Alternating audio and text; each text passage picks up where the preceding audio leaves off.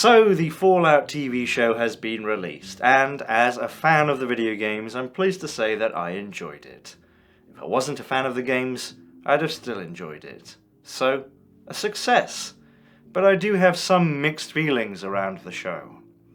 I'm not sure that while the show faithfully, even lovingly adapts Fallout, that it really expands or elevates any of the game's themes.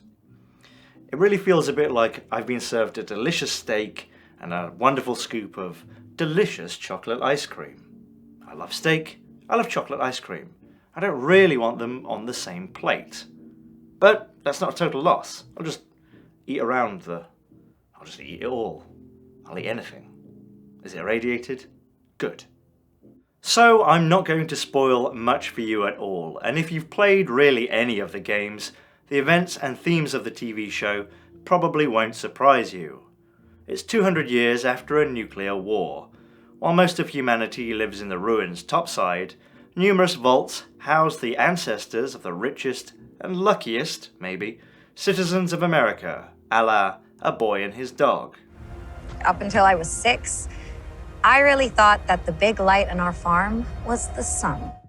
These vaults, however, in tradition with the video games' social commentary, were built by the most unhinged businessmen of the 21st century. So there's malarkey at play.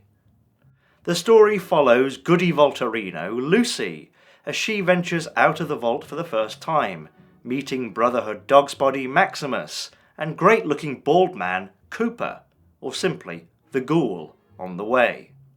These characters aren't necessarily extraordinarily deep, but I thought they were convincing and endearing, and I felt the same way about their stories, about the main adventure, and about the subplot back in Lucy's vault. To be honest, I kind of like the subplot most. My own feelings about the TV show are that it feels like it was written with respect to the games and their complicated and sometimes seemingly contradictory lore. We're nearing 30 years of Fallout games after all. I thought the changes and the decisions made on what is and what is not canon were always trying to be respectful to the source material, but also that the show wasn't held back by it or afraid to make changes or further already established ideas. I think the casting was great and that the actors did a really good job. I wasn't too keen on some of the technical aspects, TV zoom lenses used for non-zooming focus pulls, generic and sometimes artless set lighting, occasionally wobbly costumes and fuzzy special effects. But I say that all really as a nitpick. What's my complaint? This TV show looked like TV? These things didn't hinder it for me, but I do think they would have been easier to look past had the show been more of a downright comedy. And so, too, on their own, the dramatic moments often felt tense and earned, and the comedic moments were often funny and very on brand for Fallout. But I don't think that the show married its comedic elements and drama convincingly, and I'm not sure that's a failure of the creators as much as it is an issue with media translation. Fallout is a wacky series of games.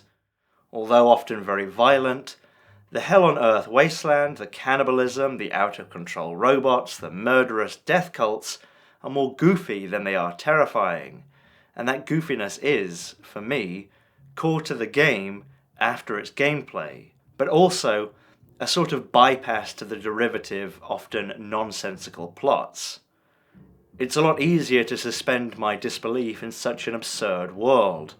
Compared with an inherently silly universe of the games, in a good way, the wackiness here is in smaller doses and makes the incongruent logic come into focus, and it's so inconsistently applied that it begins to unfortunately feel out of place. It feels as though the drama to silliness ratio has been flipped from the games. That goofiness is there, but it often punctuates 10 or 20 minute stretches of absolute seriousness. Like I say, I think the seriousness works, but here I feel like the drama and comedy undermine each other because the seriousness is so serious. Are there really stakes when characters can get their finger chopped off, say ow, then get their digit replaced by a robot, that was going to harvest their organs anyway? Are there really dramatic stakes when characters can shrug off bullets, or when someone can have their foot crushed by power armor but behave like they stubbed their toe? For me, it's hard to reconcile Walton Goggins' impressive and weighty dramatic acting without a modicum of humour, all played straight, with Walton Goggins playing slap with power-armoured Maximus while masked stuntmen do the chain gun cha-cha. Sometimes it's like I flip the channel from Barry to Z Nation, both of which I like, but not together.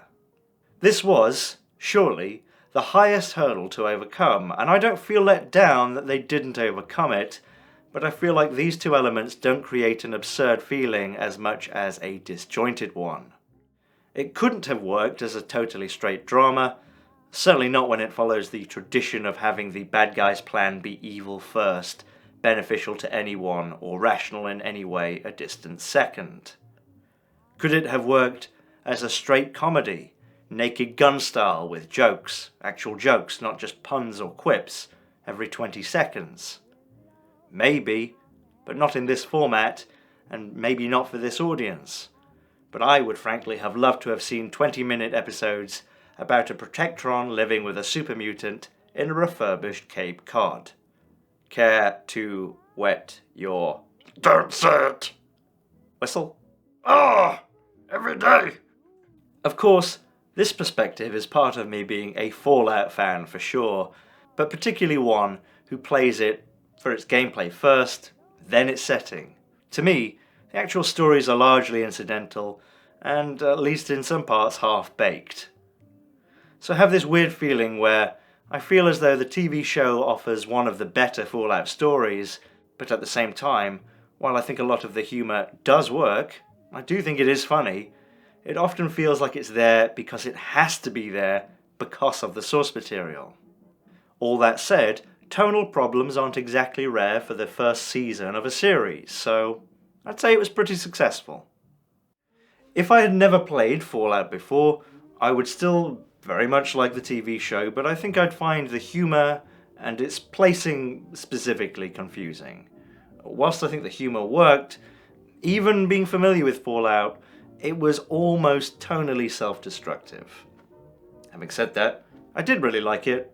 I'm really looking forward to Season 2, and Season 3, and the Mr. Handy's Baby spin-off, and Bethesda rushing Fallout 4.5 to market, and all the rest, and the inevitable revival, especially the revival, because TV never changes.